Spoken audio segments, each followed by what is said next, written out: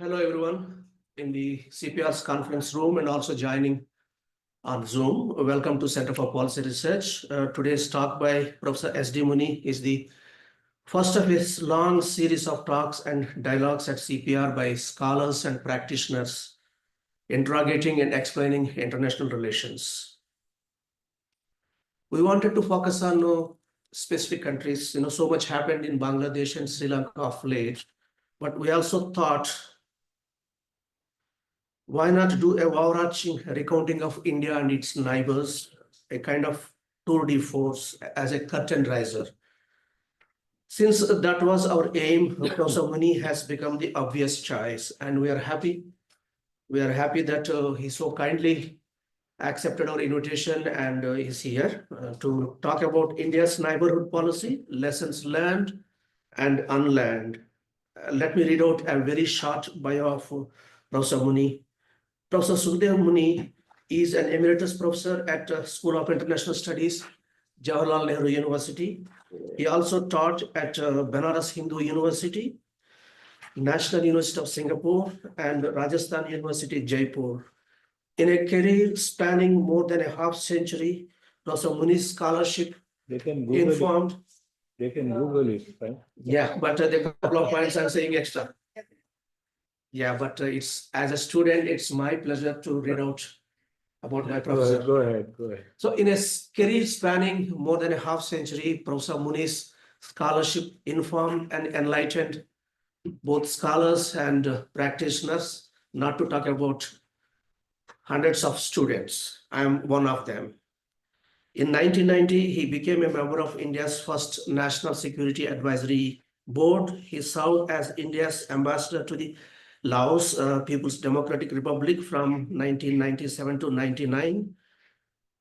In 2005, as a recognition of Professor Muni's intellectual equanimity, the Sri Lankan president conferred on him the Sri Lanka Ratna, that country's highest civilian honor for a foreigner. He has authored or edited more than 30 books and more than 250 papers and articles. Before I invite Professor Muni to deliver his lecture, I would like to add a brief personal note.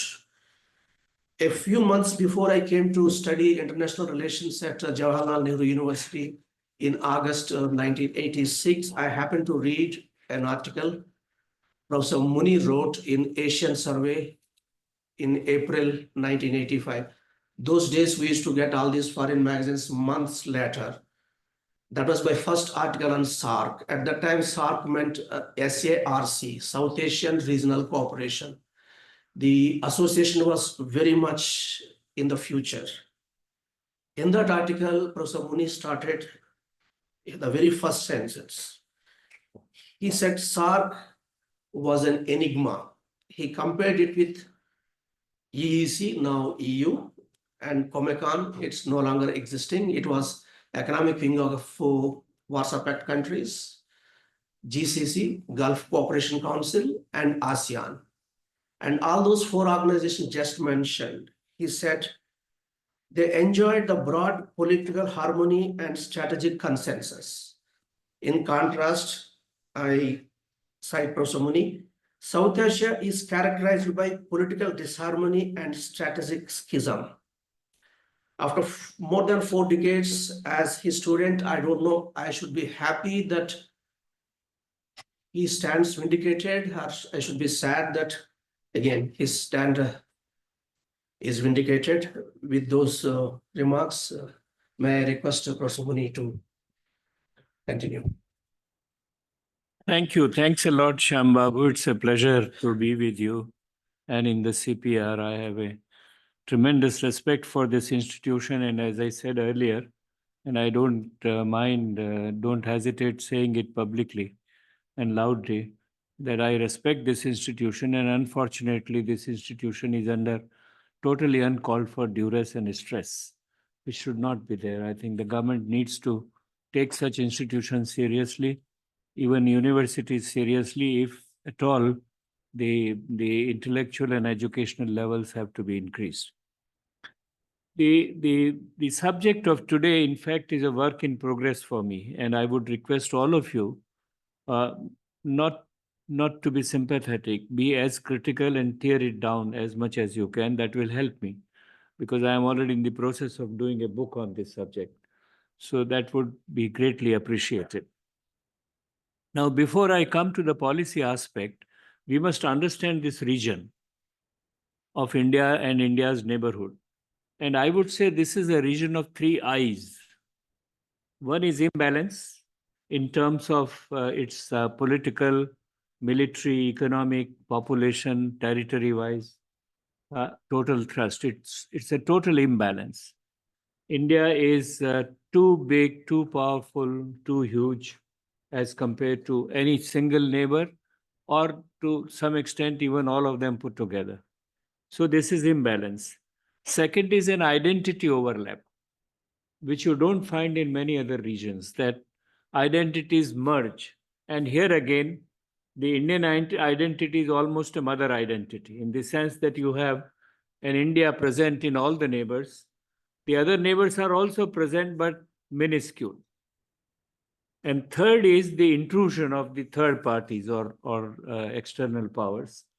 Intrusion takes place through these smaller countries mostly, and mostly to contain or to stress the bigger country.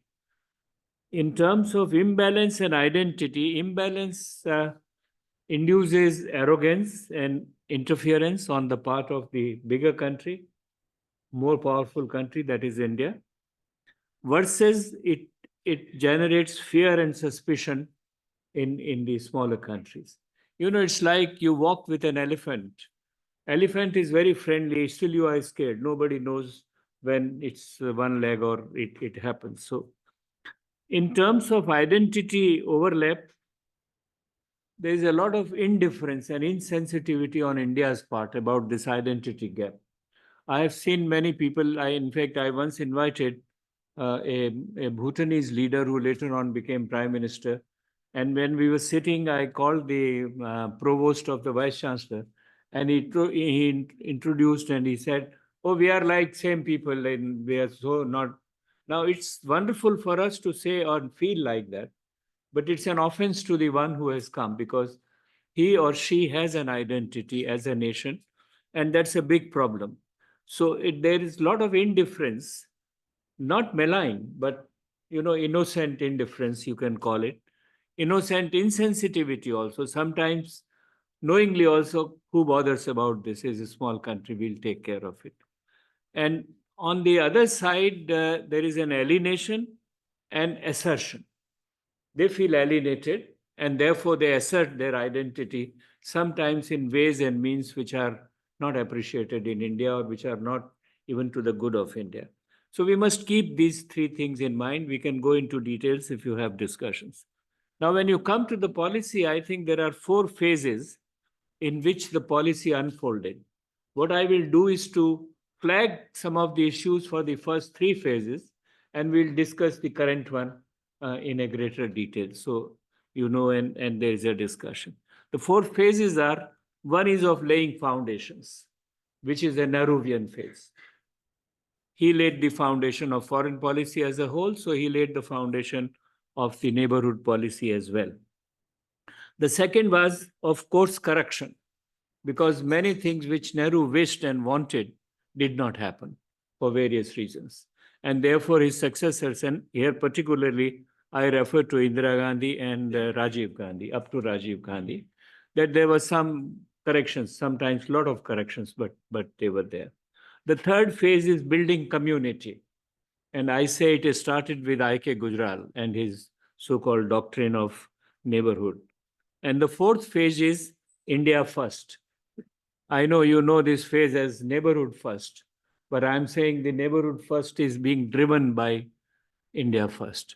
So these are the four phases. Let me run through very quickly with the foundation one. Nehru was actually stunned because his view of neighborhood was a civilizational based view. And his neighbors were, Russia, his neighbors were Indonesia, his neighbors were Iran, That's how the broad perspective was. And he writes in his, I don't know how many of you have anybody who is interested in India's foreign policy and does not read Nehru's Discovery of India is no good student for me. So if you go through his two books, particularly Glimpses of World History and Discovery of India, you get a glimpse of what he was thinking. And he had a bigger neighborhood idea. And when he took power, the neighborhood was shrunk. From civilizational neighborhood, it became a territorial neighborhood and were laden with sovereignty. He had his framework in the Asian resurgence and independence movements, decolonization, went up to Myanmar to help them, Indonesia to help them, all around. Within that, he looked at the immediate neighbor as a fraternal engagement, almost like a community that we are all together. And it is amazing that Nehru conducted a lot of his neighborhood relations on the basis of personal relations. Sukarno was very well known for that. Bandar Naike, SWRD Bandar Naike, he was there. UNU in Myanmar, he was there. So this is how, and in Nepal, for instance, to some extent, BP Koirala and King Tribhuvan, almost a personal relationship, and he was willing to do anything for them. So it was a fraternal engagement for him within a broader framework of Asian resurgence. He had I would not say obsession, but quite a commitment to protecting inheritance with territorial accommodation. Territorial accommodation examples are two, Aksai Chin and POK. We can discuss it. He was willing to settle for POK. He tried to do everything to see that issue is settled. Aksai Chin, he got to know it, but did not make it an issue. He did later on started what you call, which is inheritance protection in terms of the forward war, which he started in the Himalayas, forward policy, in which the areas not occupied by anybody, India moved in, and that created a lot of problem with China, resulted eventually into the 62 war. Even giving political protection to Dalai Lama, for instance, and allowing Americans to do what they wanted to do, including the Khampa wars from Mustang area into the whole of Tibet in order to challenge them. So these were also his part of the forward policy moves, in which, because there were two pressures on him. One was the international pressure, and second was the domestic pressure. People called him, hey, he's a communist, he's very close to the Chinese, Acharya Kripalani and others. They started bashing Krishna Menon. They started bashing Panikkar, that Nehru is being guided by them, so on and so forth. So this is a mix of it. We'll go into details if you have specific questions. He preferred democracy and stability in the neighborhood and was willing to do everything. In fact, even pushed democracy to the extent he could. And for that, he did not hesitate. And I underline, he did not hesitate to have regime change and use of force. In fact, he sent police force to Nepal to kick out some of the Nepalese who had taken to a rebellious position or whatever else. And regime change again also in Nepal. In Sri Lanka, when Bandar Naike's elections were there are documents in Nehru's papers which have not been released, because I know editor once called me that Nehru and to some extent Russia were supporting SWRD Bandara Naike.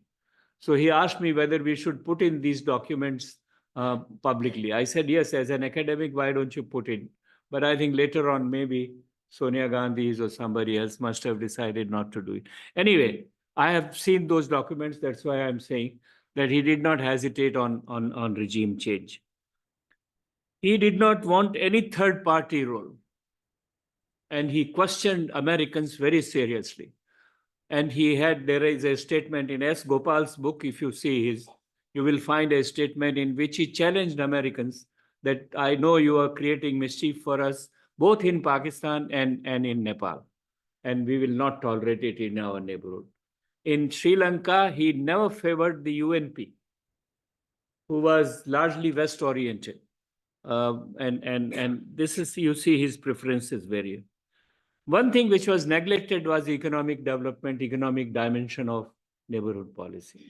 There was not much economy in India in any case, not much of the money, but it did support some major infrastructure projects which were related to security, like airport in Nepal, roads in Bhutan, in Sikkim, in Nepal, massive projects, but they were related to security. If we have to have access into these countries, India had to have access into these countries.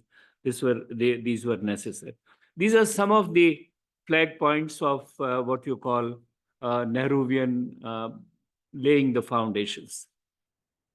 When it came to course correction, the Asian resurgence was forgotten. Asian solidarity did not exist. By 1965, we had two wars, 65 and 62. And it totally eroded the kind of fraternity which Nehru had in his mind. But still, I think Mrs. Gandhi, and to some extent Rajiv Gandhi also, kept family relations with the ruling regimes who were favored by Nehru. Bandaranaike family was very close to Mrs. Gandhi's family. Unu's family, Aung San Suu Kyi, remained very close to Mrs. Gandhi, so on and so forth. So that continued, but a lot of ideological enthusiasm was completely eroded. The emphasis was on capacity building and prosperity, and this is where and regional restructuring. Capacity building, one great symbol is the nuclear explosion, which came up. And in terms of building your industrial and agricultural self-sufficiency and others was absolutely essential. Regional structuring, two examples. Details, if you have minor ones, we will discuss it. Sikkim and Bangladesh. It's a different region and largely driven by security considerations, both of them. So security considerations were not diluted at all. Use of force, both invited and uninvited, wherever it is possible. Rajiv Gandhi's IPKF, everybody knows. But I'm not against IPKF. I tell you why. IPKF was an invited use of force. But before that invited use of force, May end or early June, there was a MiG flight to go and drop bread packages and food stuff into Tamil areas, totally violating Sri Lanka's sovereignty. And that was done largely to give a message that we will not let Tamils die, because what Jayawardene had done was to blockade and said no food supplies, no oil, no water, nothing of the sort. So he wanted to break that. And that forced Jayawardene to sign the July 1987 agreement, which later on led to, of course, IPKF and other. So there were very clear examples of the use of force. Rajiv Gandhi used it in Maldives, invited again. Rajiv Gandhi used it in Sri Lanka as an IPKF, or the other one you said. Mrs. Gandhi's Bangladesh war was, Pakistan did not invite, Pakistan provoked us. But we were prepared to do it that way. Emphasis on bilateralism and reciprocity.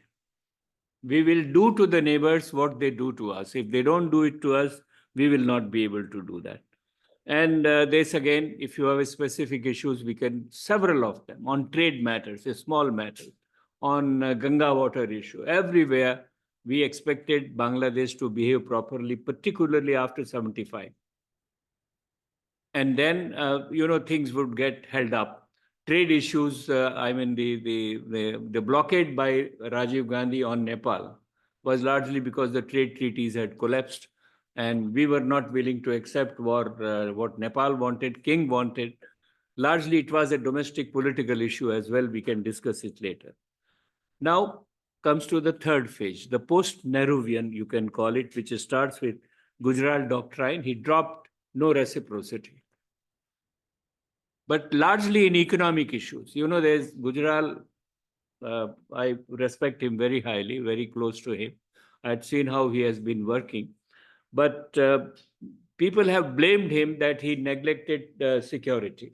Even the other day, I think I've seen some clips which are there. He gave the list of raw people to Pakistan is all bullshit. I mean, it's absolutely incorrect. There is no truth in all that. Because I know on security, he shared with us what he told Nawaz Sharif that this is not done. And Nawaz Sharif, in response, when he said, we are not going to compromise or make any accommodation with you on Kashmir, Nawaz Sharif said, and he quoted, and I think I can quote him. He's not there. I don't think he won't be angry. And I've written it somewhere also. Nawaz Sharif in Punjabi said, and I quote it to you, that सानू पता है कि तुसी कश्मीर सानू नहीं देओगे ते सानू ये भी पता है कि असी कश्मीर ले नहीं सकते ते गल करन च की एतराज हैगा I know that you will not give Kashmir to me. And I also know that I can't take it from you. What is the harm in just keep talking? That's what it happened. So this charge of ignoring security, Nepal's was the question of changing the 1950 treaty. Many people do not know, it has not appeared. India said, okay, we are willing, give us a draft. The Nepal Foreign Secretary brought a draft in which he diluted the security component of the 1950 treaty. And Gujral told some of us 2 days after what this dialogue, he said, I threw that draft back to his face and say, you go. We are not going to sign anything. Largely because we don't want to compromise on the question of India's security. So make it very clear when you discuss Gujral that he talked about non-reciprocity, and of course, all the neighbors were gaga during Gujral's very short period, which did not last. They were all very happy. The Ganga Water Treaty was initiated and done about that. Vajpayee also talked, and secondly, the regionalism was put on the forefront. Mrs. Gandhi had also accepted SARC, but very hesitatingly. In fact, at one stage, Raskotra, who was negotiating, I think he must have written in his book also, his memoirs, when they were negotiating SARC and not agreeing on these things, Raskotra said, you make a SARC of your own.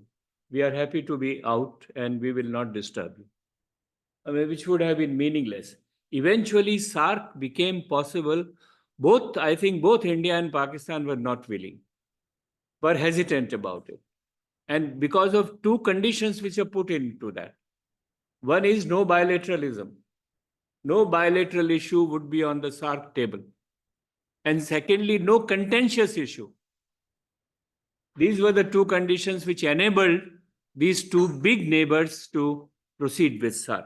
But anyway, the Gujral and later on Atal Bihari Vajpayee also put regionalism on the forefront. Bilateral approach remained, because this again, for students of South Asian history, we must remember that there are some issues which have to be dealt bilaterally.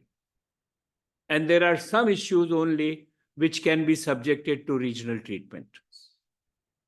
And if you have questions, I'll give you some concrete examples to show this.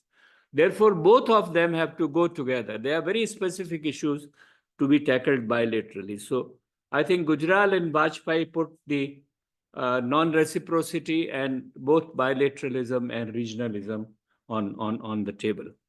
Later on, I think Manmohan Singh continued with the same traditions by and large, but emphasis on regional economic integration. Because Indian economy had started liberalizing, and as a result of that, we wanted more of interaction. Unfortunately, did not grow, but that was the whole idea.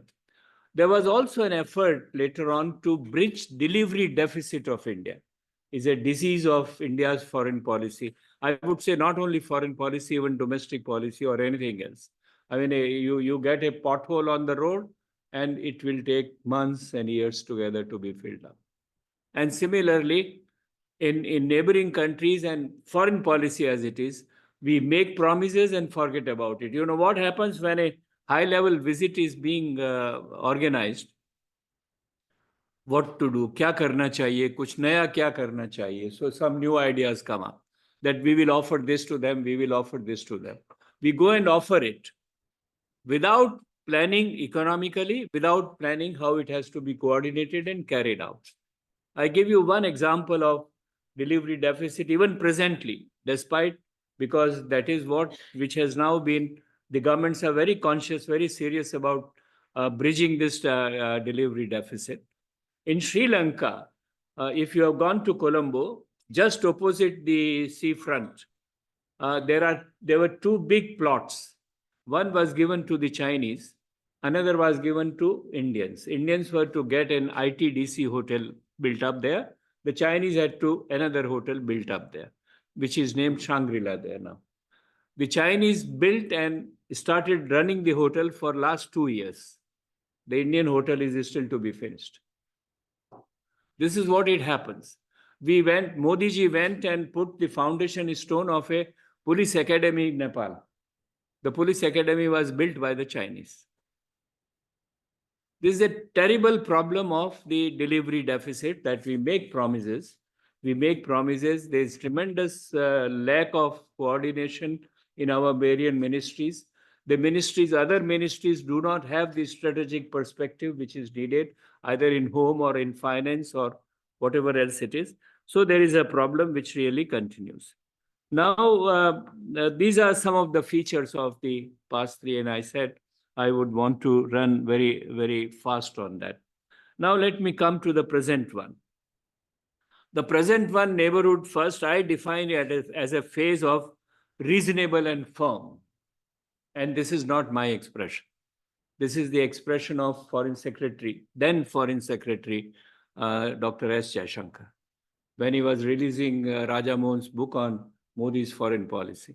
He said about the neighborhood, we have to be reasonable and firm.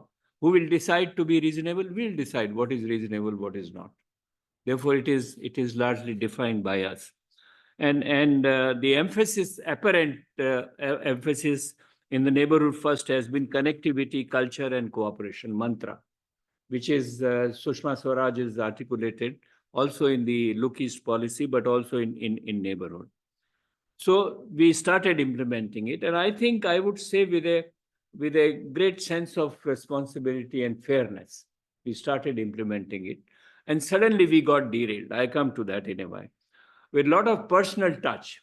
You know, the fault which lay with previous governments, including Manmohan Singh's, was that there was no personal touch at the leadership level. Manmohan Singh did not visit any of the neighboring countries. That was not a priority. He visited US, he visited China, and did great thing about it. But I remember in one gathering, I was called there for discussion on Nepal, when we had brought the peace in Nepal from the Maoist streamlining to the democracy. You know, insurgency was molded into a democratic political structure. Nowhere it has happened in the world. I tell you, if this thing, something like this would have happened in Europe, there would at least be half a dozen Nobel Prizes given there. But this was a great achievement, I would say. And some of us said, sir, now this is the time you should visit Nepal. And the Nepalese leader were asking, please come and visit Nepal. All political parties were highly praising what India had done. But he would not go. He would not go to Sri Lanka. He would, you know, this is a gap which I think Prime Minister Modi has very impressively bridged up. He has put in a lot of energy and activism in neighborhood policy, visiting them, establishing, institutionalizing meetings at various levels in which it was there. And he has carried forward the delivery deficit mechanism. And I'll tell you, this is particularly started with Bangladesh during Manmohan Singh's time. You know, many projects, and since Hasina started cooperating with us, we were also very highly cooperating. And still, many decisions on trade, on economic matters, on border crossing, BSF and others will get stuck up somewhere or the other. So what happened was, at the level of the National Security Advisor, A mechanism was put in by two of the senior people from Bangladesh, two of the senior people from India, to sit down and see and get all the bottlenecks sorted out. This kind of a bilateral mechanism Modi ji has carried forward and even strengthened it, even in terms of other countries, so that least what you call the delivery gap is there, delivery deficit is there, but it still is there. And that is, I think, inbuilt into the system. Despite all the strength of the Prime Minister, bureaucratic cobwebs are not clearly solved out in one way or the other. So there were high-level visits, their personal rapport. There was a lot of emotional idiom wherever he went. He connected with the people in the first go very effectively and very successfully. In fact, when he addressed the Constituent Assembly of Nepal, after that, everybody clapped and he said, we want Modi ji to contest elections in Nepal and he will win hands down. And similarly, everywhere he would go and address the parties, and this is what it would happen. So created a tremendously good impression in the beginning. In terms of delivery deficit, in terms of personal visits, in terms of putting in more money to the neighbors also, which is true. That and we have little more money now really to spare.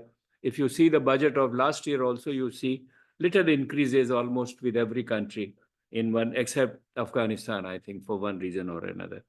So this is how it was done. Then a lot of emphasis in Prime Minister Modi's Neighbourhood First on security. And there are the structures of security, like the trilateral understanding and agreement between Sri Lanka, Maldives, and India about the maritime security. Then Mauritius is also being brought about as a neighbor. Similarly, with every other country, we have tried to see that we have Bangladesh. I mean, the whole question of insurgency, which has been sorted out, which is started, it's not 2014 started. It has started much earlier, but he has carried it out very successfully, very smoothly to a very, very long time. There are a lot of innovative regionalism ideas like BBIN and BIMSTEC. BIMSTEC was a very slow-moving kind of a movement, but India has tried to inject it. Probably want to create this as an alternative to SARC, which I am sure it will not happen. But there is an effort to have new kind of a regionalism in one form or the other.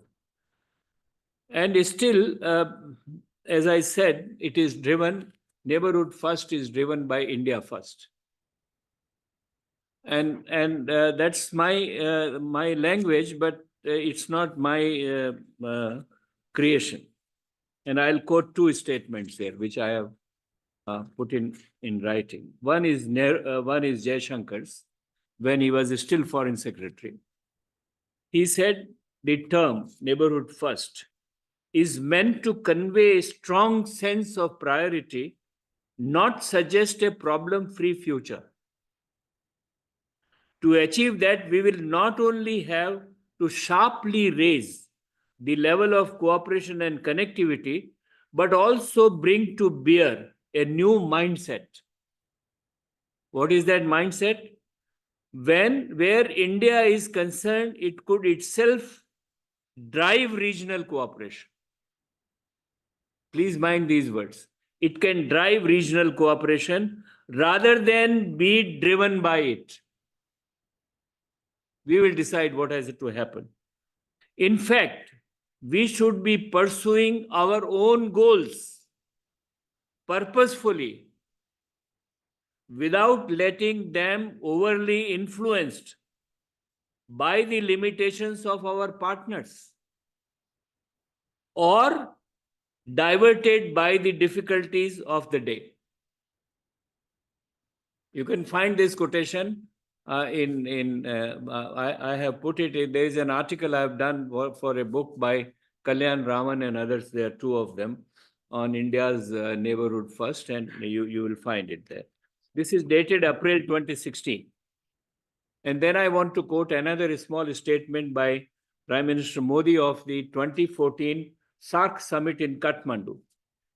He says there is a new awakening in South Asia, a new recognition of interlinked destinies, and a new belief in the shared opportunities. This bond will grow through SARC or outside it. This is at the SARC summit, he is saying. Suddenly you find the significance of the summit and the organization is reduced. That we will go do this either here or somewhere else if you don't want. And further he added, this will go through outside it, among all of us or some of us. The moment you say some of us, there is no SARC. We can all choose our own paths, not paths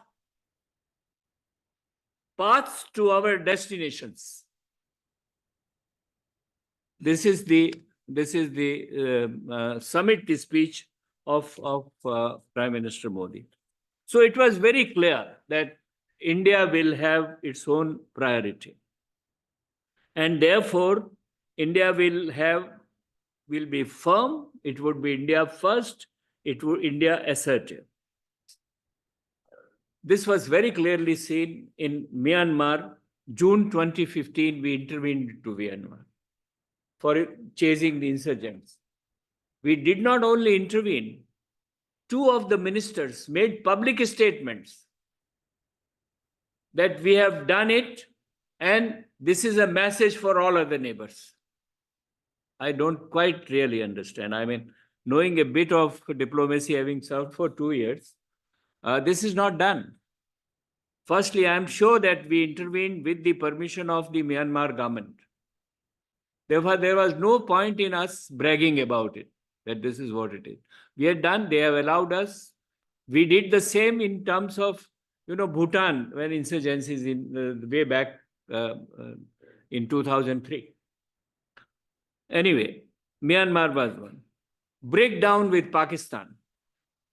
Now, how did we break down with Pakistan? It is true that at the 2014 summit, Pakistan refused to have our, what you call the connectivity agreements with Afghanistan and Central Asia.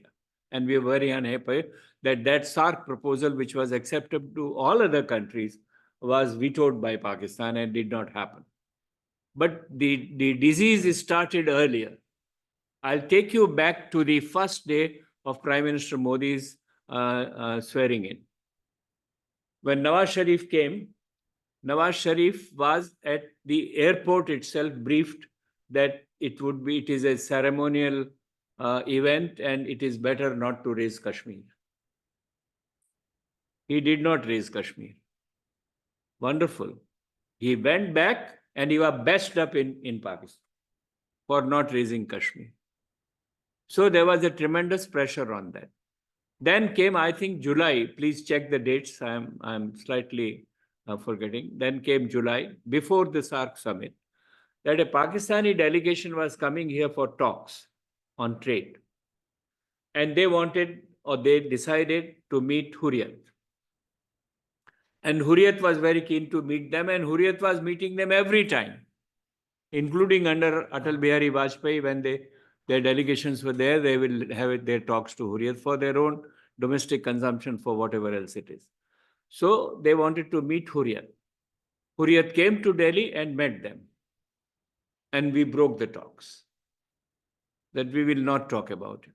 Now, my question is, okay, fine, you have broken the talk, but where was the need to let the Hurriyat come to Delhi? That's our territory. We should have stopped them in Srinagar. And it was not only obligated on the part of Pakistan not to talk to Hurriyat, which of course we made it very clear, and rightly so. I am for it. Don't misunderstand me. But where was the need to let the Hurriyat come here? But it happened. So the trade talks broke down. After that summit happened, so there was obviously an emphasis. There was a stress on Nawaz Sharif. And I don't know if you have seen the videos of that summit. Stiff body languages of both the leaders. They would not shake hands. They would not greet each other until at the last moment when, they take a private call for each other that something normal, not normal, but apparently looking normal happened. So it started there. And then we have made it an issue, no terrorism, stop terrorism if you want to have talks. Now all other people have, all other leaders, India all along have been talking to them. And then we said, okay, we'll teach them a lesson. We teach them a lesson in Balakot, wonderful. Has Balakot stopped terrorism? Yesterday we had an event, yesterday or day before, we had an event in Srinagar. So I think this is the part of what you call assertion and firmness in terms of what India's interest is, that we will do it. And we have broken Pakistan.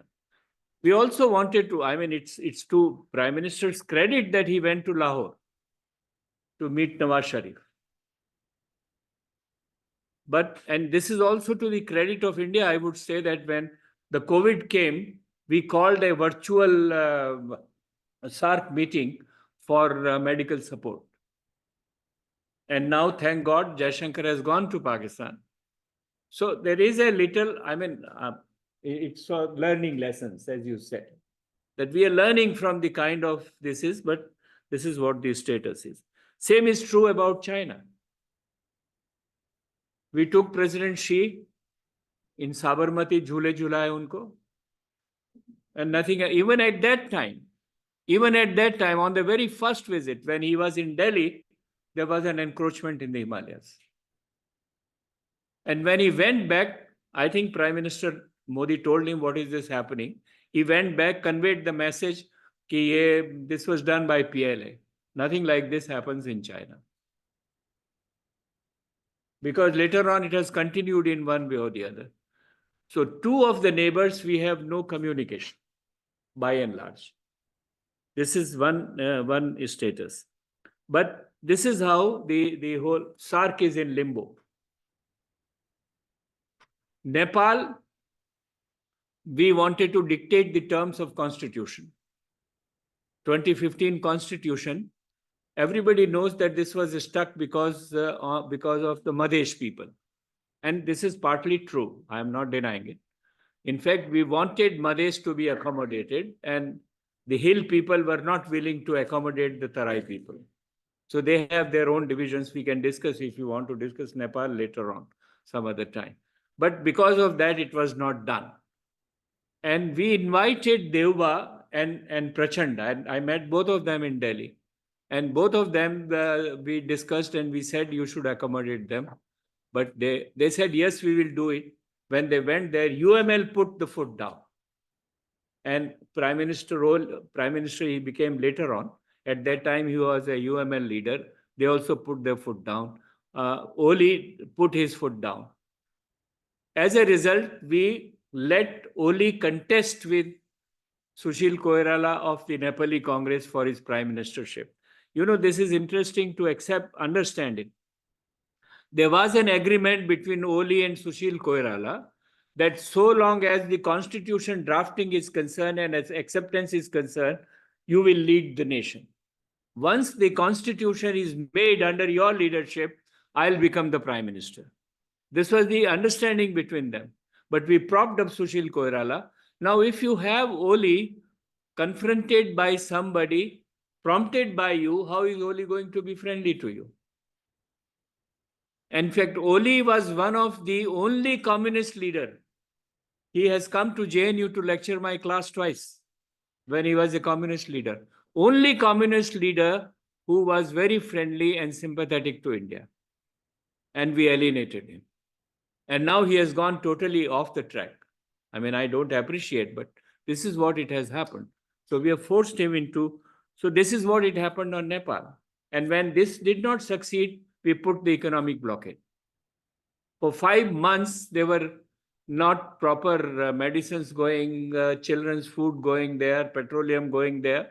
Almost everybody in Nepal was hostile to India. Compare this with the 2014 Prime Minister's speech in Constituent Assembly, or in 2006, when everybody hailed India to a level where some stones were thrown at one of the Indian ambassador's house. which did not come in media in a big way. But this is what it happens. So we have got the neighborhood policy derailed, largely because we will assert India first. We want to have our own objectives there. In addition to that, and that specifics we can discuss it, the other characteristic of the neighborhood first policy is a tremendous emphasis on soft power. And largely in the soft power, an emphasis on Hindutva and Buddhism. Not when it comes to Islam or Muslim, we have almost communalized the neighborhood policy. That communal element is quite clearly evident in the CAA. In small meetings, when you have public meetings, every BJP ruling party leader, if disagrees, say you go to Pakistan. Why should you go to Pakistan? Why not Bangladesh? Huh? Why not Afghanistan or Iran for that matter? We have totally communalized this kind of.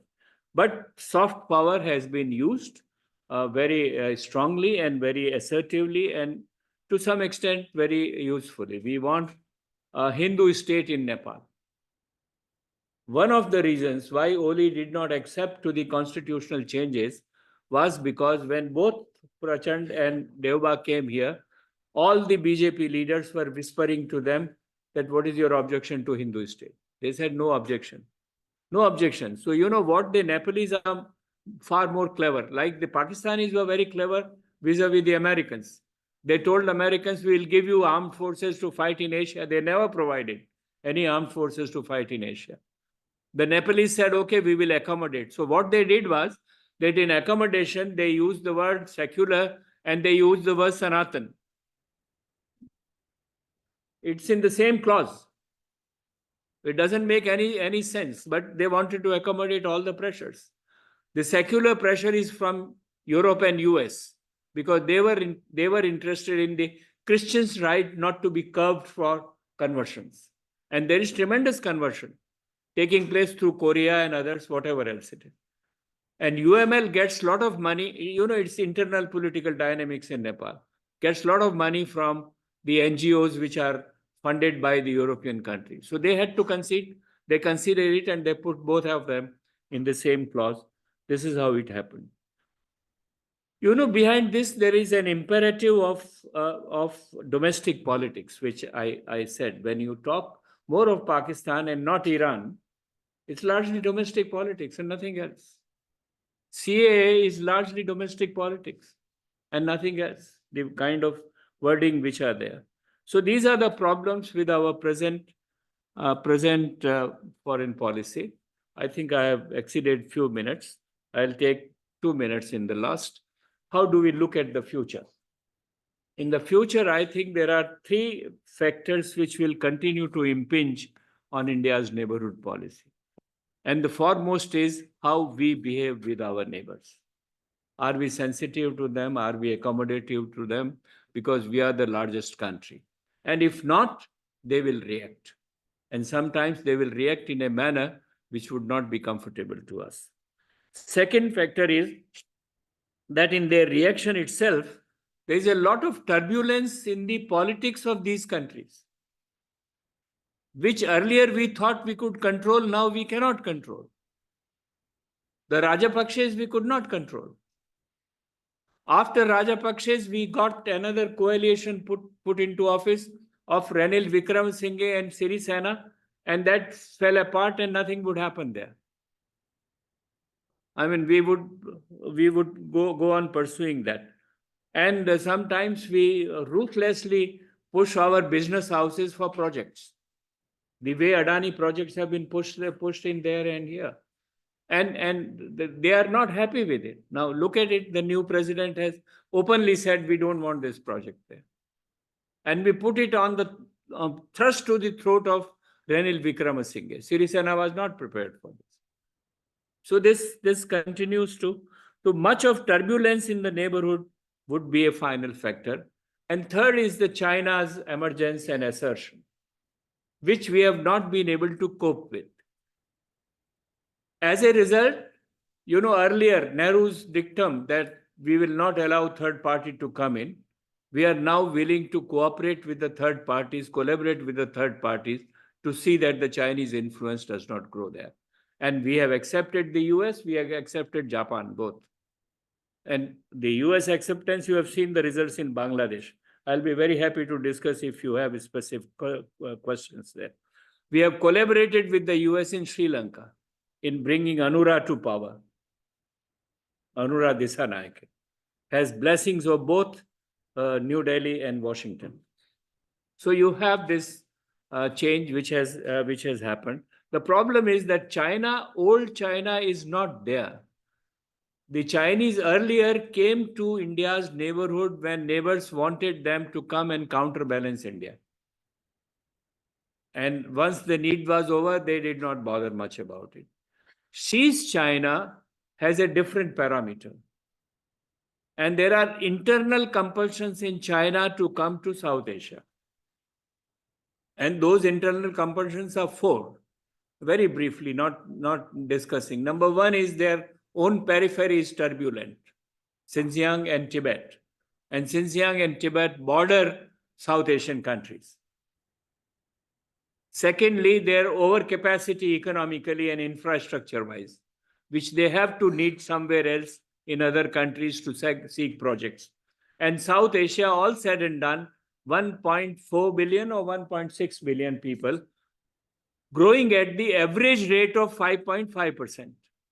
No other region in the world is growing like that. And no other power in the world, therefore, can ignore South Asia. The Chinese would not ignore it. They want to come in.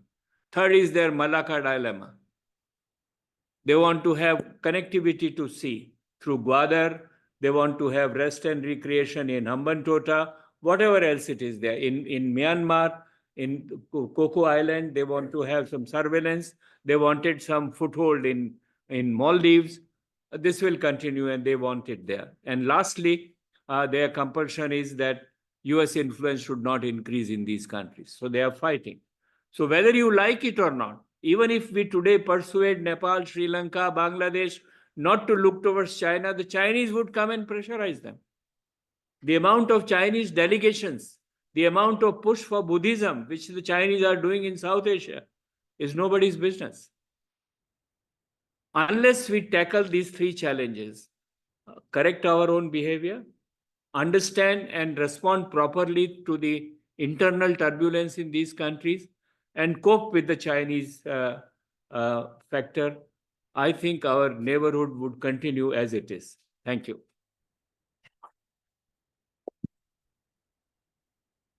Thank you, Professor. Floor is open. Please identify yourself and ask the question. Yeah.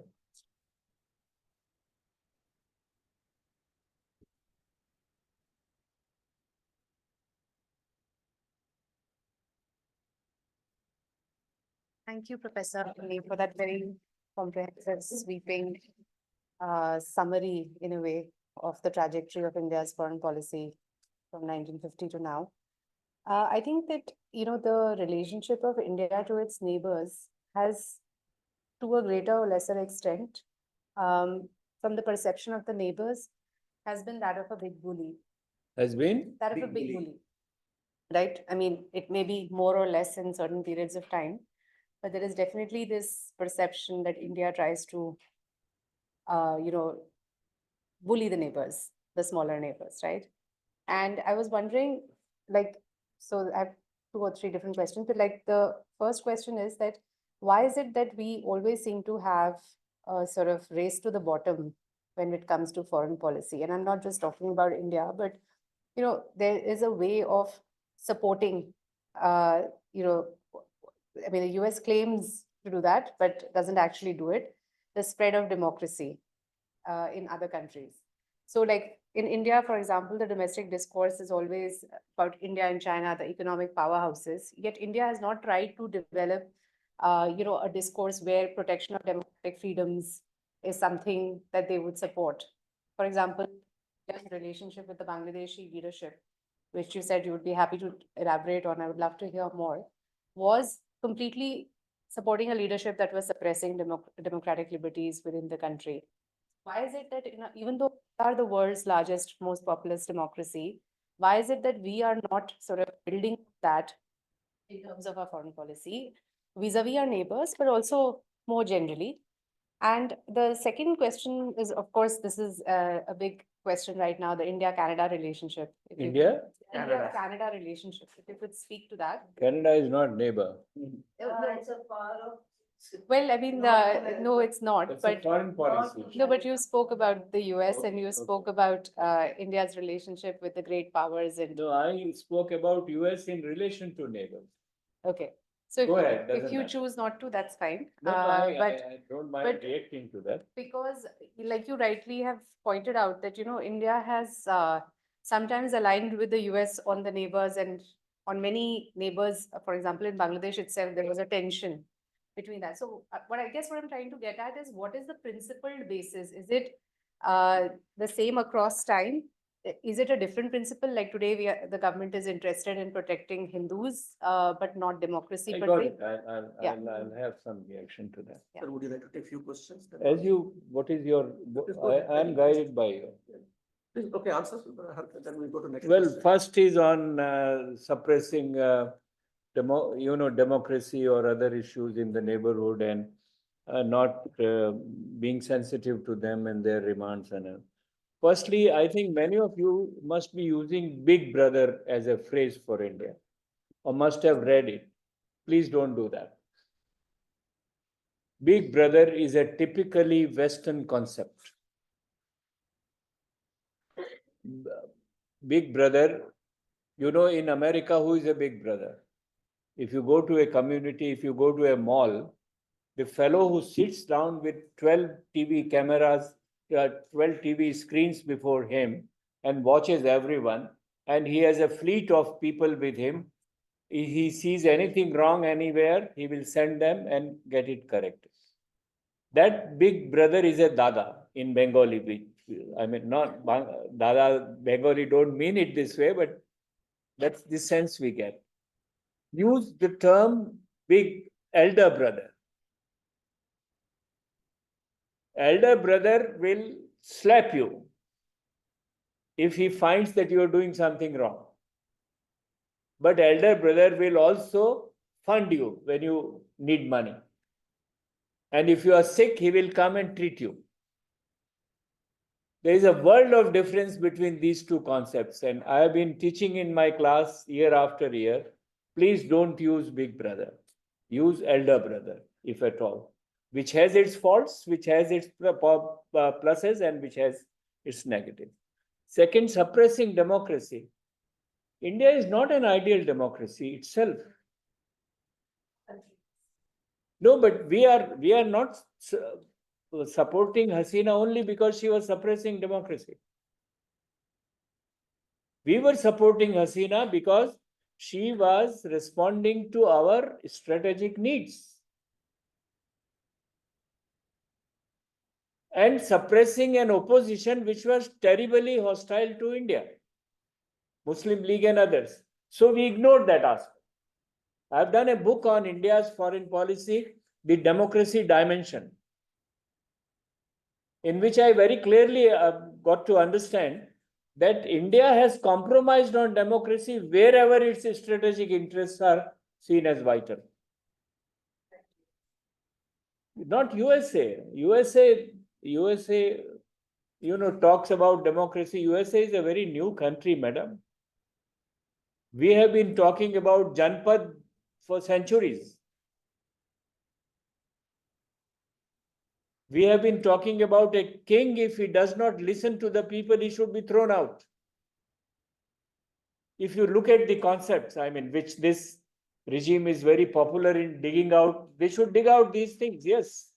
We have an old tradition of democracy and public opinion in this way, no problem. So we are not, as a policy maker, as a power in South Asia or in the world, nowhere in our neighborhood we have taken initiative to impose democracy. Bhutan had democracy in 2008. Before that, they pushed out most of the Nepalese. India did not utter a single word. We uttered a word in Sri Lanka. Ethnic rights, human rights, we did not bother about Bhutan. Not only that, we did not let the Nepali refugees stay in India. That's why all the Bhutanese refugees who came had to go and stay in Bhutan, in Nepal. So it's a different story. It's not that we are favoring one neighbor against the other for democracy. We are willing to go with all dictatorships. We are willing to go with monarchies.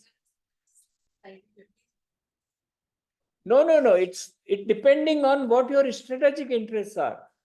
If you are looking at a parameter, you must see what our strategic interests are. We prefer democracy. We prefer federalism. We prefer secularism.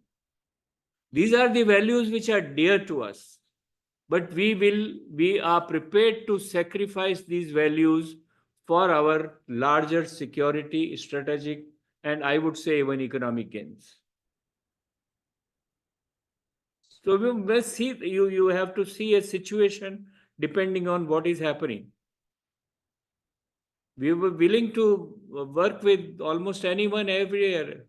We even, when Mujibur Rahman, he had that party, socialist, which is more autocratic party, in the last phase of Mujibur Rahman's time, we accepted, we were willing to work with Mujibur Rahman. We had no problem. It should not come to you a surprise if I say that India prompted and blessed General Arshad to come to power, because he was less hostile than the Jia and his successors. So we are willing to make, as a statecraft, we are willing to make, as a value, we will not publicly stand up and say we want to do this. We'll say no, democracy. Yes. Exactly like the US.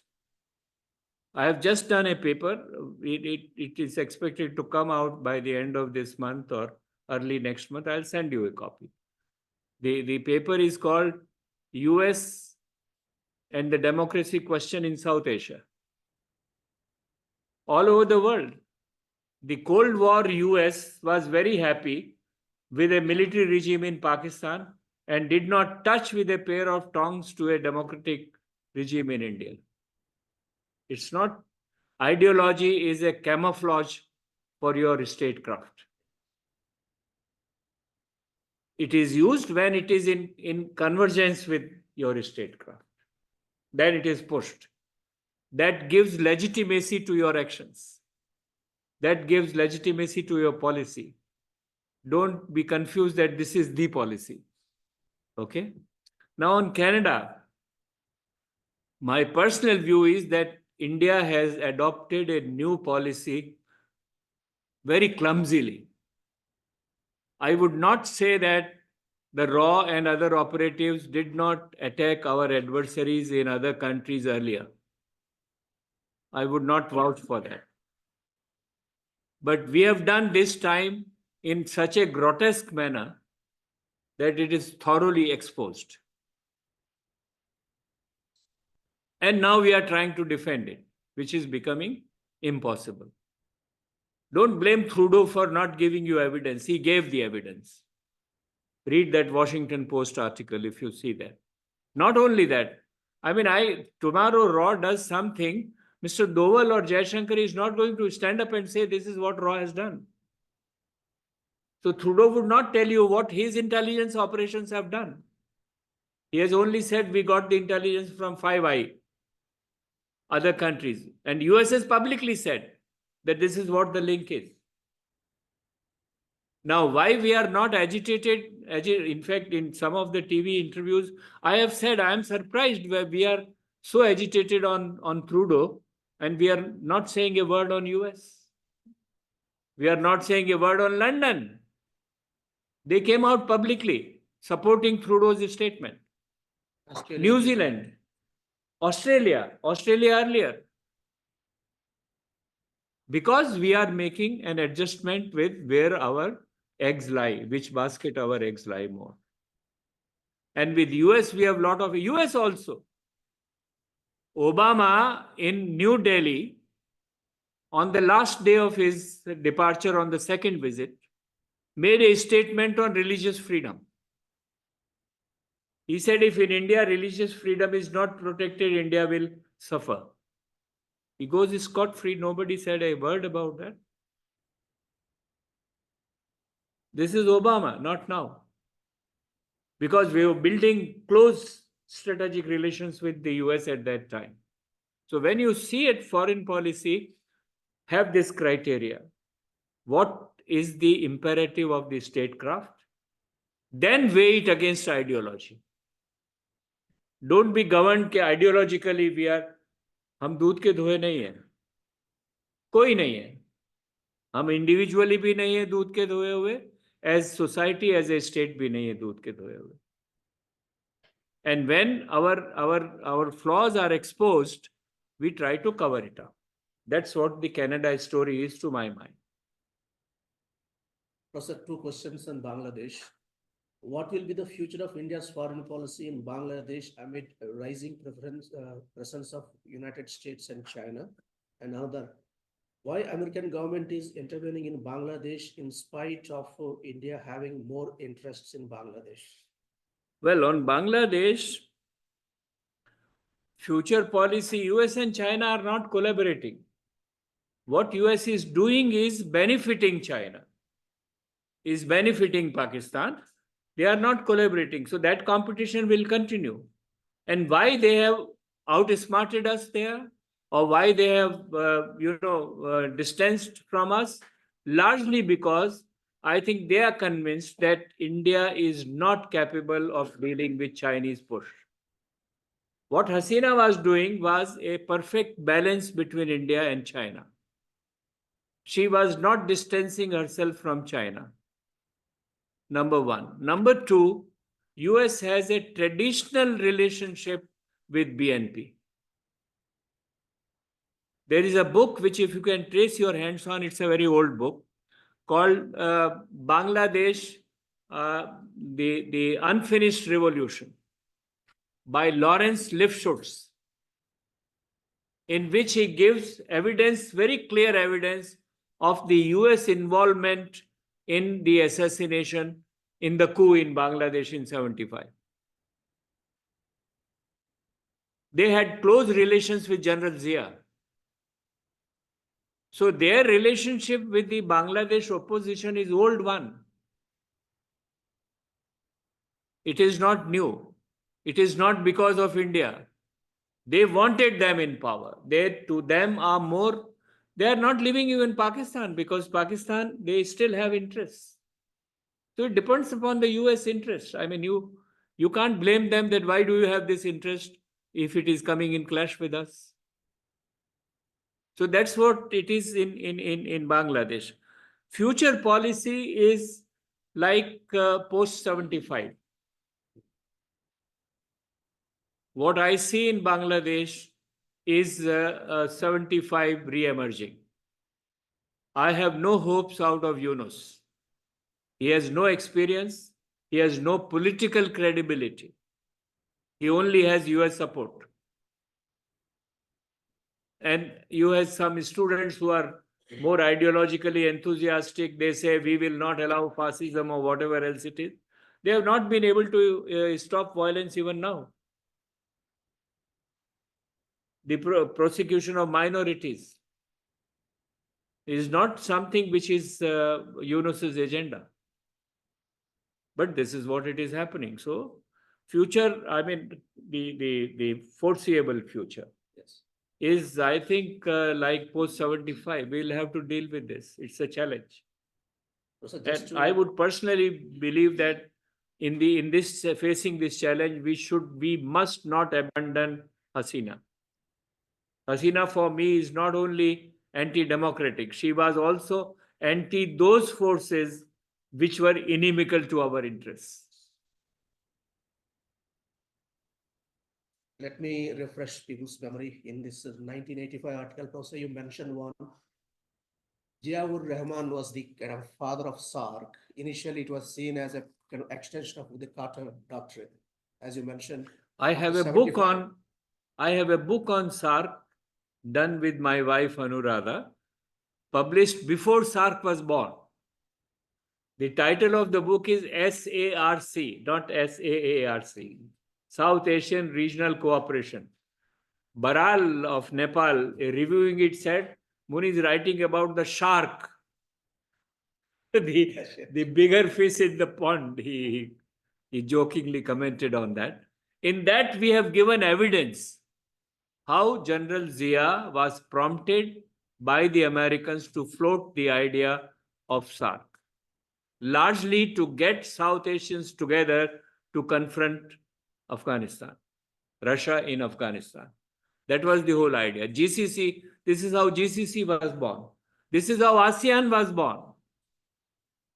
Many people who are charmed by ASEAN forget that ASEAN excluded 4 of their regional countries when they formed this on the basis of ideology. Not basis of ideology, largely because of Vietnam. The Americans were fighting a war in Vietnam. And they knew that if Vietnam wins, the communism would spread all over Southeast Asia. And our interests would suffer. They cultivated China in order to contain Russia. Now they are having it back. Before I open the floor here again, there's one very curious and important question on the Zoom. India's diplomatic preference has opted India to move away from South Asia, and China is beginning to enter into South Asia. Is this our geostrategic view? No, we have not moved away from South Asia. We moved away from Pakistan. In fact, Nepal and Bhutan were not part of BIMSTEC. We have got them there. We are thinking of BIMSTEC being created as an alternative to SARC. We have not moved away from regionalism. Somewhere else, when I was talking, this was another question that we have moved away from. No. When we did not have SARC, we floated the BBIN. And we still want to have with Maldives and Sri Lanka and Mauritius and others, we still want to have it. That's not true. No country can survive by alienating its region, its immediate region. So that's not really true. Yes. Actually, this is for something else. Is Mr. Ashok Kumar, my colleague here? Yes, senior I- fellow? Yes. The transition you gave the historical perspective from the transition from the Nehru to things were all different at that time. We had a Cold War, very clear communist bloc and the US bloc, and that collapsed after Gorbachev came, and then it became unipolar. And now, from a military point of view, the world has looked into more economic terms because it's more money that and interest. That's what looking at it. Now, I am trying to look at the look east policy of the earlier government, as this government has tried to make it is act east policy. I think, and that's the act east policy is coming in. So the West has sort of been sidelined. The Pakistan part of it is, he said that we'll fight with them, Khusga marenge and all these things. But the Eastern policy that we have been trying to, as you rightly mentioned, culturally, we are talking about the same culture, civilization, etc. We want to do connectivity. We gave vaccine. We want to have roads and your river,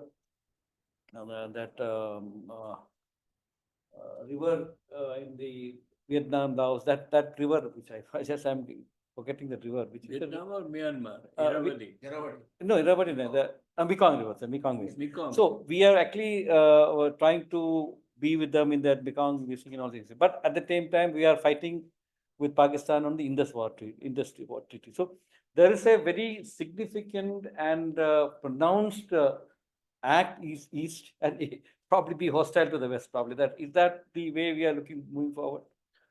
Well, I'm sorry, I'm being very autobiographical, but we have done a book on Look East policy, India's eastward engagement, with a student of mine, Rahul. And we have traced and we have challenged many people who say that Look East started with Narasimha Rao. We said we as a sun worshipper have always been looking east. And it's a long history which have gone into it. Coming to this transformation of look east into act east, there is nothing new except the cultural dimension which has been there. Nothing new in act east which was not there in look east. Infrastructure, lot of infrastructure. Connectivity, the project is started with Atal Bihari Vajpayee in Myanmar. Kaladan project, they started then, which is still continuing, is unfortunate. But projects started with them. What infrastructure we have created in Southeast Asia? Nothing. Connectivity to Southeast Asia will have to go through Myanmar. We are building roads, I believe that up to, which will reach up to Thailand, road connectivity. That's the road which Ah. goes via Myanmar. Yes, exactly. There is no other land. There is no other, please look at the map. There is no other land connectivity except through Myanmar. We did not even develop Andaman Nicobar properly earlier. Now we are developing it in one way or the other. So look east policy, I'll give you a interesting, amusing explanation for that, is for two reasons. The first reason is Prime Minister Modi wanted a stamp of his government on almost every policy. There was no preparation, no planning done for that earlier. And secondly, which is far more serious, that the first word on Act East was pronounced by the Americans.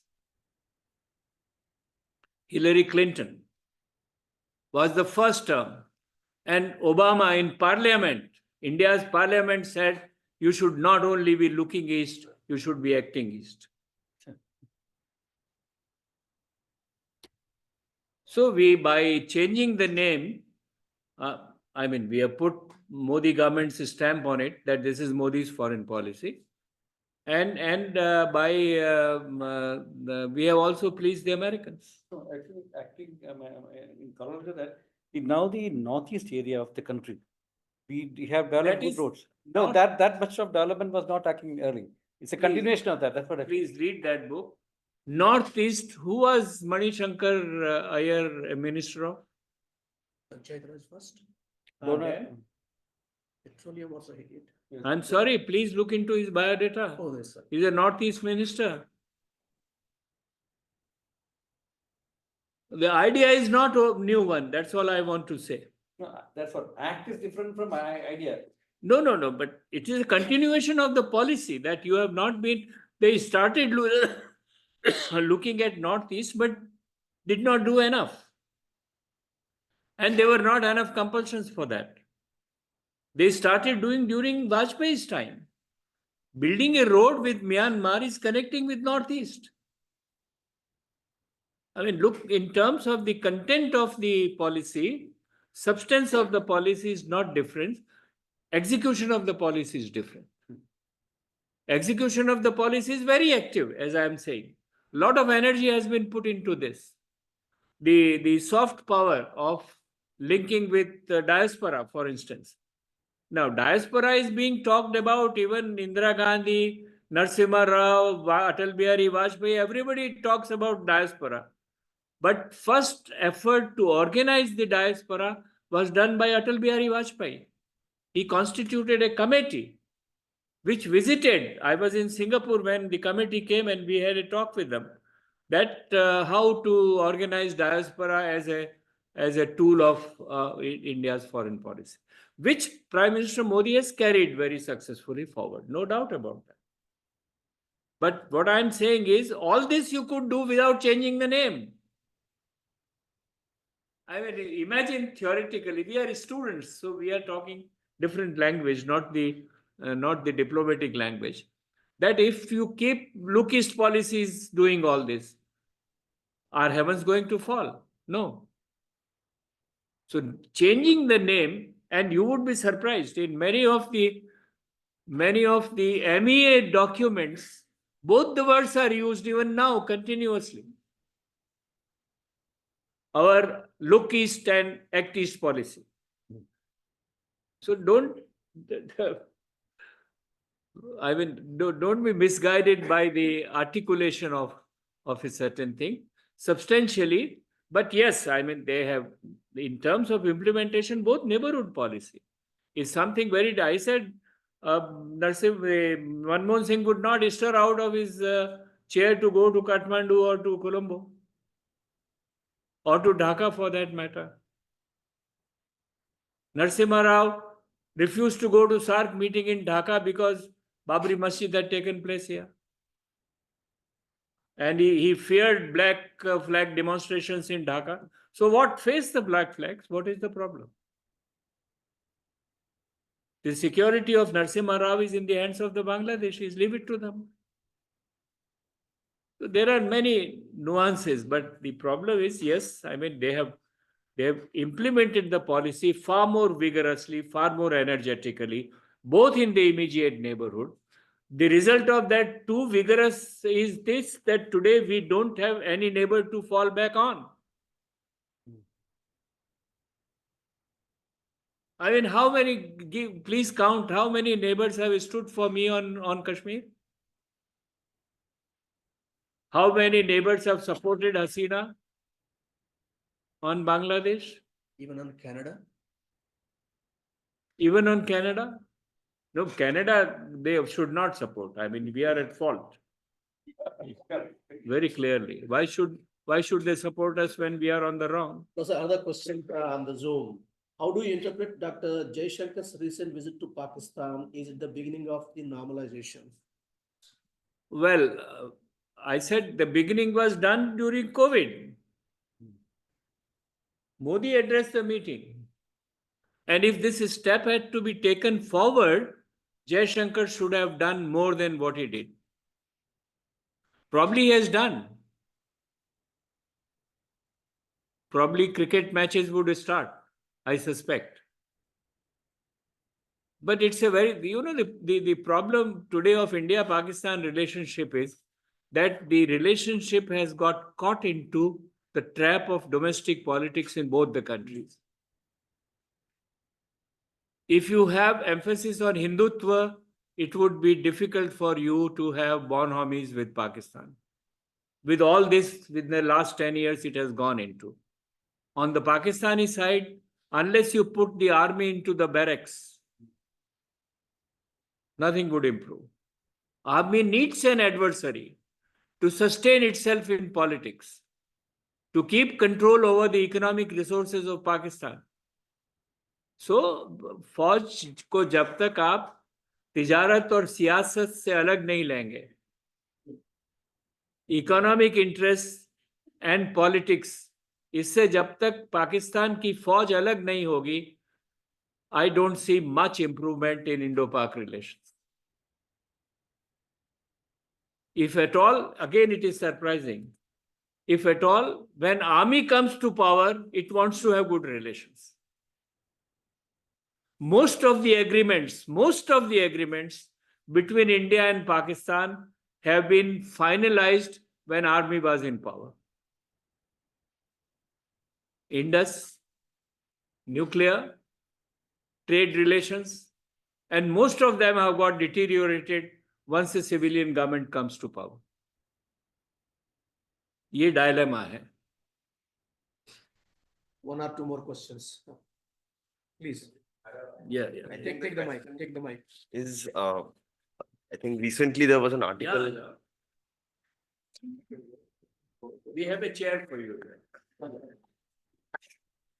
So I think regarding the recent Jaishankar visit, there was an article at Indian Express where they were talking about three distinct foreign policy that India generally, I mean, any two countries sort of operate on, like realist, constructivist. Talking over Amitabh Matu. Yeah. So I think, I mean, the point of raising this question is because in the non-traditional, like apart from if we don't talk about the security issues only, but the other part like climate change, the recent Indus Treaty renegotiation that India has offered to Pakistan, and the Bangladesh Farakka Treaty that is going to expire in 2026. So there is a lot of other writing that is not particularly linked to the security interest, but they want to write that, okay, climate, water, these can be those overarching sort of entry point or disaster risk, to be very honest, for South Asian collaboration and cooperation. But so do you think that there is a kind of a scope, because I mean the institutions that are currently in place? These are some of the windows which must be opened and used. But you know, my mind goes back to we have tied ourselves in knots. Now, tomorrow, if you start trade relations with Pakistan, I and you will ask Modi ji, क्या हुआ terrorism का? They have tied themselves in knots. That you have put a red line that unless you completely stop terrorism, nothing would happen. Now there are two instances, two possibilities theoretically, and I hope, though you don't consider me anti-national, that there may be terrorists within the country. It doesn't mean that Pakistanis are not. It is for them the cheapest option to keep India tight. So they will do it. An army will do it. And anybody who doesn't want to do that, army will throw them out. Nawaz Sharif is back now, but he was thrown out by the same army, military. Imran Khan was thrown out by the same army, military, because he wanted to have good relations with the neighbors. The problem, as I told you, it is trapped into the domestic politics of Pakistan. And unfortunately, we have also got it trapped into our domestic politics. Now, unless you rescue this India-Pakistan question from the domestic politics of these countries, I don't see much bright future. Though technically we can start negotiations in United Nations here, there, everywhere. The day you have a headline that India is willing to have normal relations with Pakistan, I and you will question what happened to terrorists. Not only I and you, the party will question, the other people will question. This is what the problem. And that's what doesn't make me excited. Theoretically, many prospects can be drawn, but when chips are down, this hurdle you will have to cross. Let us see what Modi ji he does when he goes to. No, I think BIMSTEC Pakistan, we are still opposing Pakistan there.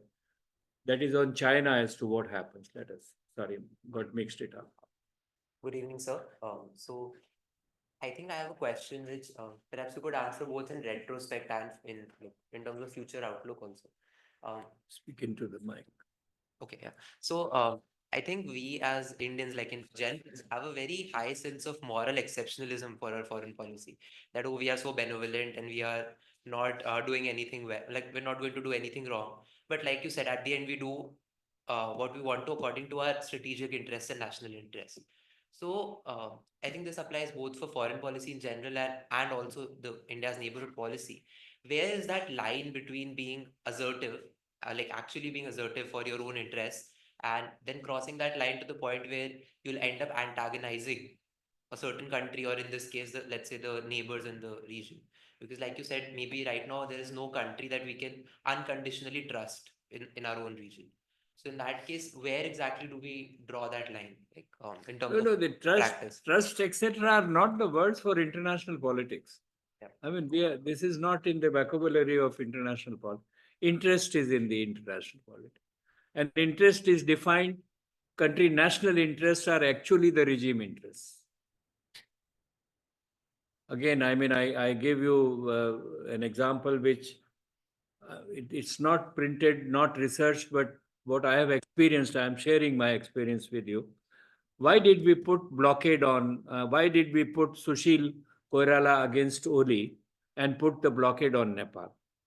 One small reason, apparent reason, is that they did not accommodate Madesh people into the constitution, which is not incorrect. Try and understand me. But what drove us to that extent? That we wanted to alienate a particular leader, and we wanted to have, somehow vitiate the whole thing by putting economic coercion so strongly. The problem was that besides pleading for Madesh, we were also pleading for, as I said, Hindu state. And now there are constituencies within the ruling party which also want monarchy to come back, which Nepalese would not accept. We must understand that. And why do we have monarchy? What did monarchy do good to us at the national interest? Nothing. Anyway, but these leaders had said, yes, we will do. So we got cheesed off. The egos of some of the critical policy makers were hurt. And one of the reasons was Prime Minister Modi, when wanted to go back to Nepal next time, he wanted to address public meetings in Madesh Tarai. And the ministry had even given orders for, I think, 25,000 bicycles to be distributed there to poor people for making a good impression. The Nepalese did not allow it. And they said security reasons, हम आपकी public meeting नहीं कर सकते. We will have a big hall and we will have a meeting and securities. And we got totally cheesed off on these two issues. Oli had sent messengers here, and I have met some of them, who wanted to see what should be done. And they said, हम लोग हाथ जोड़ेंगे, कुछ करेंगे, खत्म करेंगे ये. So it becomes a question of who is deciding what my national interest is. And that is largely connected with the regime. You know, I don't know if you have seen the last book of mine called Dabbling in Diplomacy. Laos experience. Huh? Experience in You Laos. see the last chapter on it. I used to teach my class in foreign policy saying that as students, we must look at three areas: things said, things thought, things said, and things done. Any foreign policy decision must have these three aspects. I used to teach it. Socha kaise gaya, what was said about it, and what was done, and find the difference. What was thought was in the foreign ministry's files, which are confidential. We can't get it. So we have to have a rigorous analysis of things said and things done. And by comparing them, we can reach part of things thought. In the last chapter, I have said, besides these three things, there are two more additional variables which you must keep it in mind. One is the personality role, which I did not include. And second is the context. In which context you are doing something. There was a time we were opposing Americans to come to South Asia. There is a time when we are welcoming Americans to come to South Asia. Americans have not changed. We have not changed. Context has changed. The whole strategic context is different. So in analyzing foreign policy issues, these 5 parameters, according to me, must be kept in mind. And when you have the role of personalities, what kind of a personality? I mean, something is said somewhere, Manmohan Singh would not care much about it. Gujral would give it back with a smile. Probably Prime Minister Modi would not. And it makes a whole difference. In Nehru's mind, it would not even register that this is a snub to me or not. Because he always, viewed things at a very high level unnecessarily. So it depends upon what kind of personality is sitting down to assess what our national interests are and how should they be pursued. On blockade, again, I mean, we had a discussion and some very senior decision maker asked me, this is what we are going to do.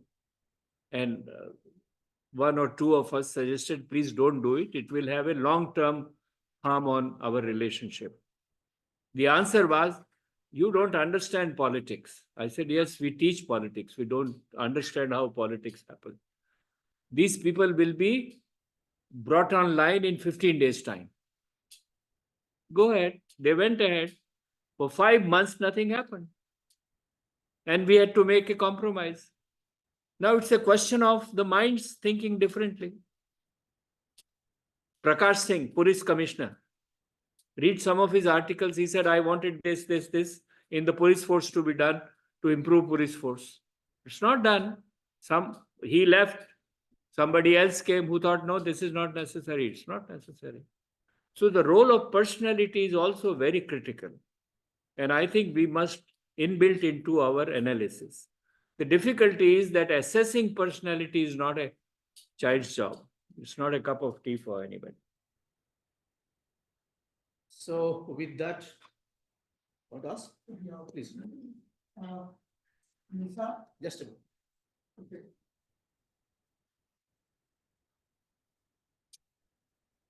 Go ahead with some more questions.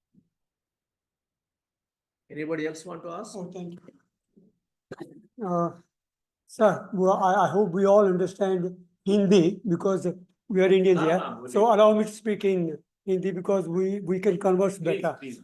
Sir मैं मुझे क्षमा कीजिएगा आप बहुत senior हैं क्षमा करने की जरूरत अच्छा नहीं, हिंदी हमारी अच्छा राष्ट्रभाषा है। आप अवश्य नहीं नहीं बोलिए। इसके लिए नहीं जो मैं कहने जा रहा हूँ तो आपने कुछ शब्द कहे आपने समझा neighbourhood learned and unlearned right there it comes neighborhood policy derailed I call it failed right derailed or failed it is all the same कुछ चीजें मैं आपको बताना चाहूंगा आपने कहा कि वाजपेयी जी ने यहाँ से म्यांमार तक रोड बनाई डिकेड्स बिफोर हमने एक प्लानिंग की थी कि इंडिया से वियतनाम तक रोड बनाएंगे it is still on the drawing board I am just telling you और चाइना ने सब तरफ रोड बना दी सी सब तरफ बना दी उनको कुछ नहीं था they said that you do it right इसका कारण क्या है उसके मैं कुछ बातें आपके सामने रखना चाहूंगा कि कोई भी देश है विदेश हम student of comparative study in evolution of history of all kind right art side and science side तो मेरा कहने का मतलब कि जो भी दुनिया में प्रोग्रेस हुई है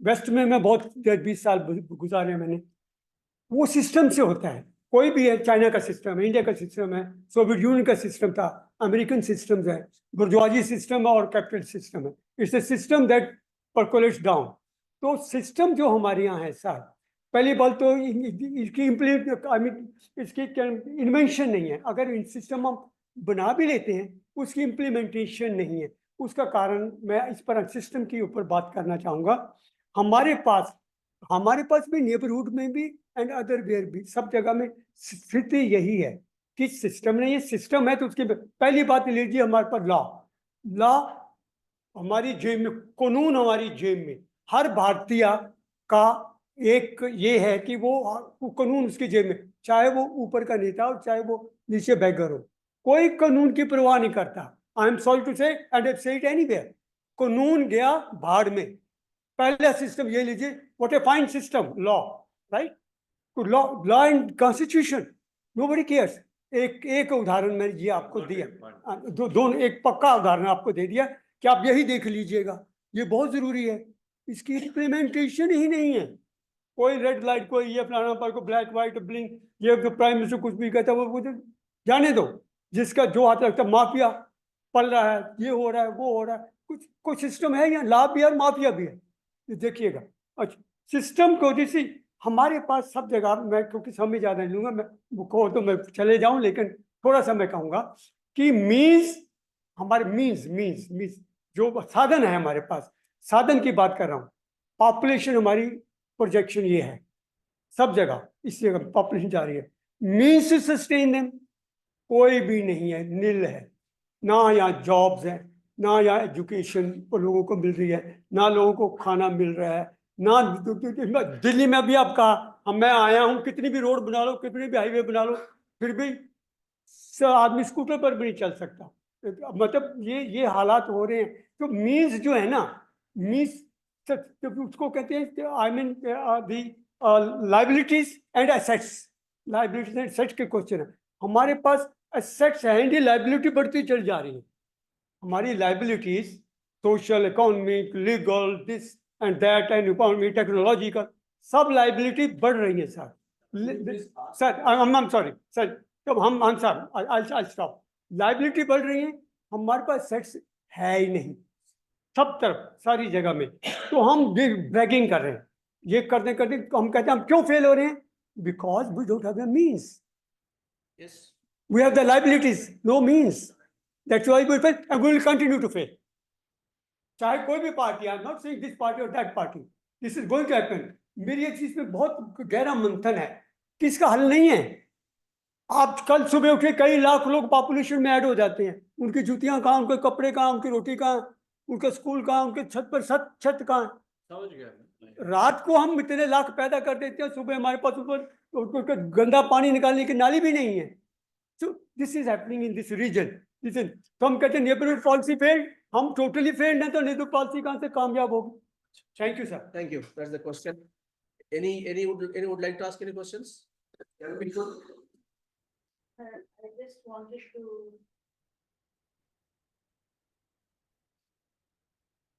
Professor Muni, this is not the first time that I have been fortunate to listen to your. नहीं ऐसे मत बोलिए ना, आप बताइए ना। Talk.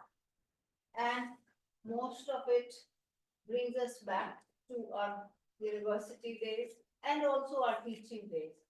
I have been quite keen for some time for two things. One of it is that, a lack of confidentiality in the diplomatic relations. That is one thing.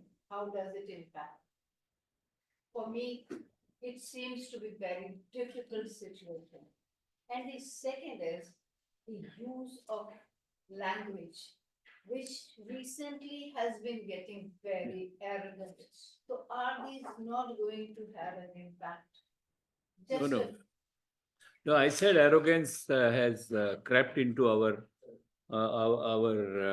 narrative in a very strong way, and I accept that. So far as leaking of the documents is concerned, this is, madam, a human problem. And I'll tell you, there is no country which is free from it. You saw that those cables of WikiLeaks, WikiLeaks. Edward Snowden. I mean, that we considered that as an ideal system, and we got all that out about it. So human failure is inevitable. It can happen anywhere. It happens. It happens in India also. Sometimes we do things messily, as Canada and America present case is concerned. But that's not a. I mean, that's a human frailty. Otherwise, I mean, coming back to what he said. Two things are not at fault. Firstly, India has enough resources to manage its affairs. Because the question is of diversion of money to which area, including of the private companies and all that. Let's not, I mean, we are not discussing India, so we don't go into that. But there is no dearth of money for your essential items which you have to do. We and China were at the same level of economy in the 70s. They have changed. We have also changed after 90. We had a 20 years gap. And then the Chinese got a lot of technology support from the US because of their alliance with the US during the 70s and 80s. We have started with the US now. How much we get it, we don't know, but whatever else it is. So problem is not with money, to my mind. Problem is not with our human beings. आगे discuss नहीं करेंगे, बाद में बात करेंगे. You are free to disagree with me, but No, sir, मैं disagree नहीं कर रहा सर. हाँ. Simple. नहीं, simple छोड़ दे, अभी छोड़ दिया. Chasing power of the people, God नहीं, over. please. नीचे क्यों जा रही है? ये. Just wait. और ह्यूमन बींग्स, यही हिंदुस्तानी बाहर जाके बहुत अच्छा काम करता है. ये हिंदुस्तानी अमेरिका में तो बहुत अच्छा काम कर रहा है. ये हिंदुस्तानी मिडिल ईस्ट में तो कोई शिकायत नहीं आती है. ये हिंदुस्तानी साउथ ईस्ट एशिया में, सारे सिंगापुर में हिंदुस्तानी डोमिनेट करते हैं. Not only in IT, in various other sectors, management, financial control. The problem is not with the human material nor with the economic resources. The problem is with the system. System की बात नहीं. No, but the system has, partly we are in a democracy, in a true democracy, you have to take everybody along.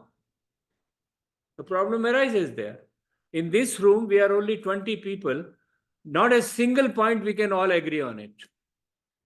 Raise any issue, we will have a diverse, different opinion. It happens, and therefore we must understand it. There are flaws with us, and there are areas where we need to improve upon.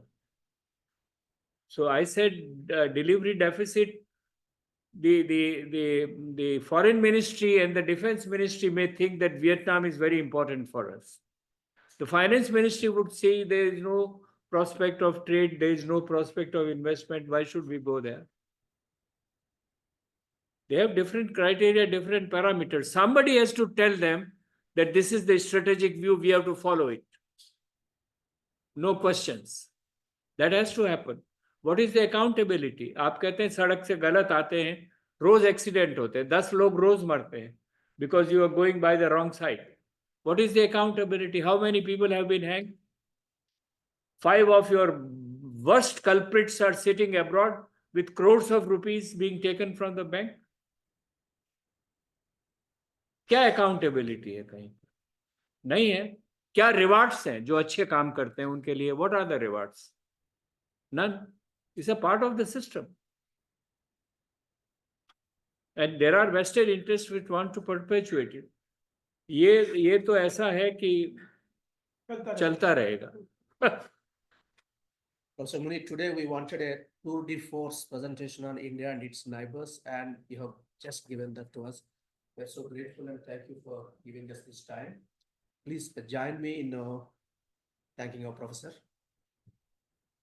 अरे भाई नहीं, very kind of you.